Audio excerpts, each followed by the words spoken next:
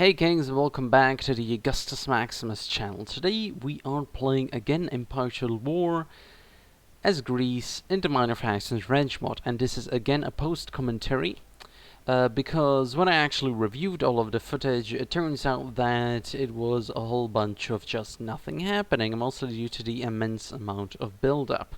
Thus the episode would have been roughly an hour and a half long, and nothing much would have actually happened. This is mostly due to the fact that our economic model, which is basically zero taxes, cannot really cope with a major expansion like we did in the last episode. Basically, we doubled in size, we captured both Serbia and Bulgaria, and it's going to require a little bit of time before we grow into those shoes. Because minor taxation and very low taxation is extremely fine. It's great, everything like that. Your provinces grow faster, everything like that. However, as it turns out, you don't have just cash ready on hand to build a whole bunch of industrial buildings, and to build suppression buildings, and to build just basically the suppression buildings is what's most required when you grow rapidly like this, and that's why medium taxation levels are so great in Empire Total War and Total War games in general, because you do gain the opportunity to capture region, immediately build up not only the industrial base but also the suppression buildings like the Governor's Palace and stuff like that go along with it. This is the same case for Napoleon Total War, and even to some degree the Rome to Attila Total Wars. However, in that game there are so many other necessities to look at, like squalor and stuff like that, whereas in Empire Total War and Napoleon Total War is mostly just a suppression building. So the fact that we have such low taxation is great. However, it does limit the amount of expansion that we can do, which necessitates sort of a slower process of capturing these individual regions. This is actually sort of fine, because it means that you don't get stuck into this sort of perpetual conquest without actually properly building tall within the regions that you conquer. It makes you take care of the individual regions that you capture. Now, this can be done obviously voluntarily, but this sort of low taxation model actually forces you to take care of the individual regions and makes you plan ahead. When you have sort of the just medium taxation levels, you can somehow get stuck into this mindset of constantly capturing without actually building up the regions that you capture. And that's not actually the best way to go about playing an Empire Total War, because just owning a vast landmass isn't actually the best way to earn money. Building tall in Empire Total War is actually it's better.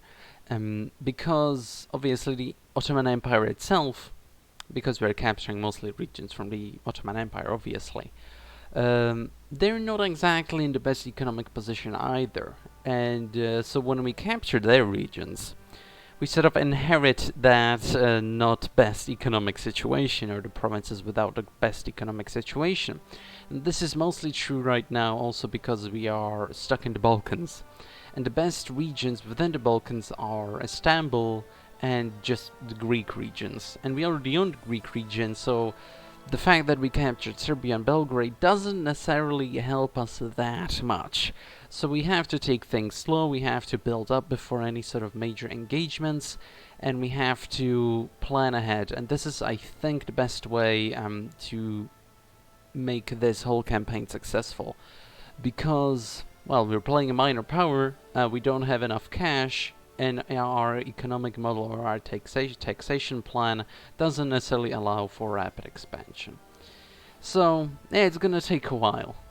One thing that is sort of interesting within this campaign is that the international situation, I thought, would have played a much larger role. Because initially Greece obviously starts with an alliance with Russia. And Russia is immediately at war with the Ottoman Empire. I thought that we'd see more action from the Russians, and more of a participation through the Caucasus region. and maybe even sort of a race to capture the most amount of territory from the Ottomans. But even though it has been already a few dozen turns since the beginning of the campaign, the Russians really haven't done anything. In fact, they're struggling actually quite a bit. This is interesting because the rest of the world isn't actually doing anything. You see the Americans every now and then capture an Indian or a native region. When you're playing this light campaign, this is exactly what's happening right now. But mostly, you see Russia going after the Ottomans. And in this campaign, maybe it's because of the mods, but they haven't necessarily done anything. They haven't necessarily done anything except get conquered a whole bunch by the Prussians, and then have a rebellion. And that's kind of interesting to me because maybe it's because of the minor facts of revenge mod somehow nerfing the Russians. Maybe the Prussians are just buffed. But the Russian AI tends to get into a lot of wars extremely quickly, even in vanilla Empire Total War, for example, the whole Northern War situation, which is just completely absurd. If you're actually playing as Russia, you just immediately have to avoid that, and first you have to take care of the Ottoman situation, then you can take care of the Sweden situation. Because as Russia, obviously your units aren't up to par and you don't actually have enough of them to compensate for that deficit, and your economic base isn't that strong for you to be able to support a war on two fronts. But the Russian AI just never actually does that, which is sort of curious. But here you can finally see that the economic model is coming into fruition. We're finally seeing some economic growth, or basically town growth, which is exactly why I want to be doing all this low taxation plan. And I think I'll go with the school here because, well, we are so far behind when it comes to research, which is another great factor within this campaign. While we need to take things a little bit slower, maybe we need to also research enough technologies for us to be able to even compete in the future with other European powers. Meaning, by actually building up these towns, we potentially gain more access to universities and everything like that, which is going to level up the playing field. And that's obviously great and everything, but it also means that in the future we will be able to potentially defend ourselves against, for example, like an Austrian offense, or even Russian attack, maybe something like that. You never know what's gonna come, and that's why I need to research. Also, obviously, it's one thing to just charge at the Ottomans, who by default don't have that great of an army when it comes to their technologies. They usually have like a 50-50 split of melee and ranged build. Well, something like that's not going to happen when fighting against the European armies, and you're going to face off against guards. And if you don't have fire by rank, then you're just going to get crushed. But here we go, finally getting ready to capture Istanbul, soon to be Constantinople, obviously. Now, I'm only using the armies that I fought with in the first two episodes, the second episode basically, because, well, we don't have enough money to really support a third half stack or two full stacks. I'm using one full stack and one half stack. Hopefully, because our units are just, better, then the Ottoman units will be able to succeed without any major casualties. I'm also planning to use a very similar strategy to that which we used in Serbia, which is basically just to starve them out and make them attack us, which is going to make us be in an advantageous position. Even if the Ottomans do have melee units, it's going to be much better for us if we let them charge our lines than if we were to have to attack them, even though they have sometimes melee units. If they tire themselves out with that long walk, we're gonna be in a much better position. So just starving them out is probably going to be the best strategy. Also because they probably have greater reserves than we do. We only have one full stack army and one half stack army, when the Ottomans potentially have a couple of full stack armies marching around. So we can't necessarily take very big risks. We can't risk losing all of our armies in one great attack against the city of Istanbul or Constantinople. It's going to be, well, cool and epic and everything like that, but after the fact we're gonna have to rebuild our army, and that's gonna take an additional 10 turns. It's going to be better to starve them out, wait for like 2 to 3 turns extra, but then have a great advantage on the battlefield, because they're, well, some of the units are going to die from starvation, which is sort of obvious, but also it's going to force them to attack us. And I think that's the more advantageous position than just charging the walls of Istanbul and having dozens and dozens of our units die just needlessly. I think it's going to be better just to starve them out. And here we go, the initial push. It's a 50-50 situation, and they do actually have quite decent units there, which is a surprise, considering the last army we faced off against was mostly melee. It was like 50 to 60% of melee, and this time they actually do have decent units. However, one thing that's actually sort of curious about the Ottomans is their reliance on ranged cavalry. And this sort of works in very early builds in Empire Total War, where ranged cavalry had greater range than line infantry. However, in now vanilla or up-to-date Empire Total War, and especially in mods like, well, Minor Factions Revenge mod and Darth mod and everything like that, line infantry usually has greater range than carbine cavalry, or just ranged cavalry, period. And that is, that basically means that while they do usually run up to your infantry and shoot once or twice, they usually get shredded. So maybe, what might be happening is that maybe very early on, the AI of the Ottoman Empire got programmed to prefer ranged cavalry to sort of annoy the player. When you're playing European power, you have to constantly chase after them and everything like that, and they constantly harass you. But the AI never got changed when they patched ranged cavalry to have the exact same range as line infantry, and well, then just the ranged cavalry gets shredded as well, and even more so because your line infantry can take a few losses, but the cavalry is more vulnerable. So yeah, maybe that's just the state of affairs that we find ourselves in. And here we go, finally we started them out. They didn't lose that many people, but it sure is better than if they didn't lose anyone. And well, we're gonna have a very similar battle plan to that of last episode. Which means that we're gonna have a great big line and let them charge at us. And knowing the Ottoman Empire and knowing the Empire Total War AI, this is going to be an absolute, well, snooze fest. And you already know that's gonna happen, because that's how each and every one of these battles against the Ottomans goes. And I find it sort of strange. Maybe the Ottoman AI is in some sort of fashion a little bit special or unique. But compared to, for example, European powers, you never see them sort of just flailing around like this. This only happens in the case of the Ottoman Empire. Even the Marathan or the Marathan or the Mughal AIs, they usually try to form up beforehand and attack you sort of in a more cohesive manner. But with the Ottoman AI, you usually just see them sort of just doing these constant changes of formation, never really staying on point. Maybe that's because the Ottomans have such a diverse army in terms of their functions.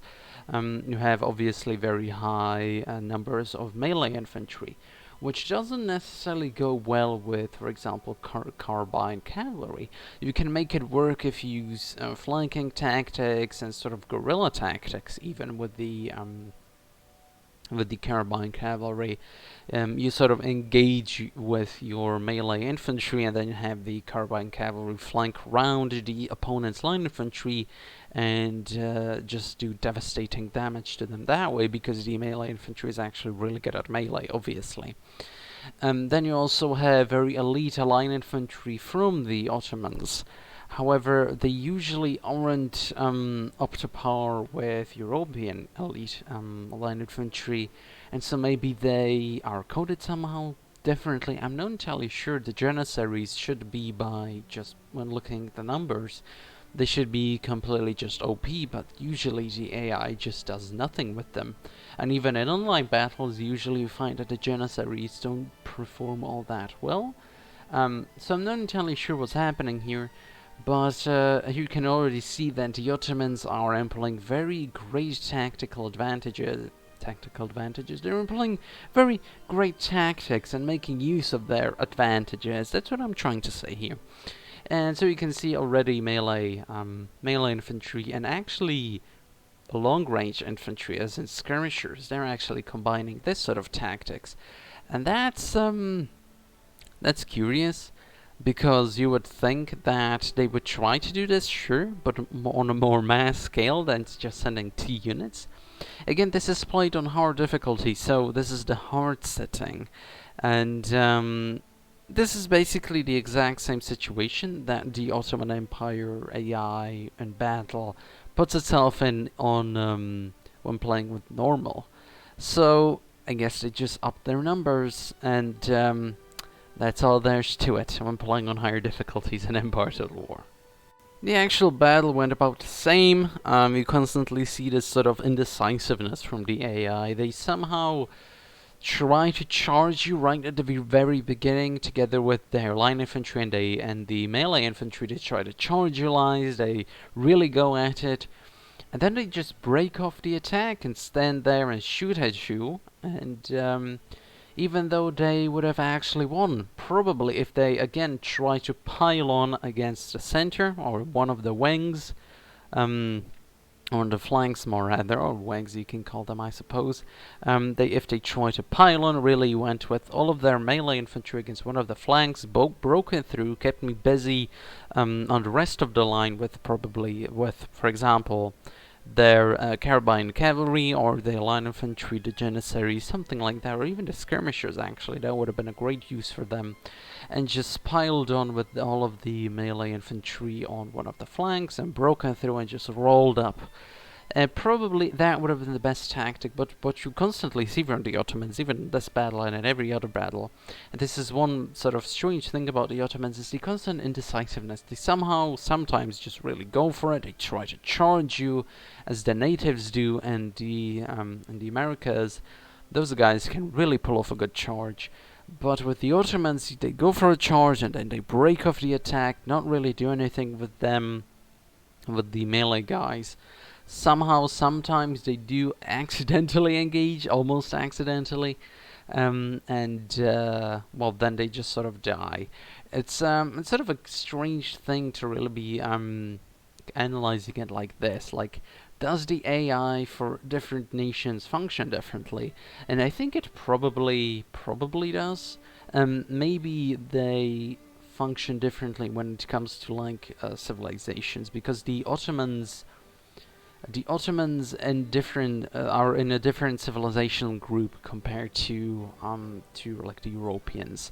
The Europeans really line up properly. They shoot at you till the day is over, and then they just run away. But you never really see this sort of great melee engagement, or at least an attempt. When it comes to the Marathas, for example, they really do go for the initial melee attack.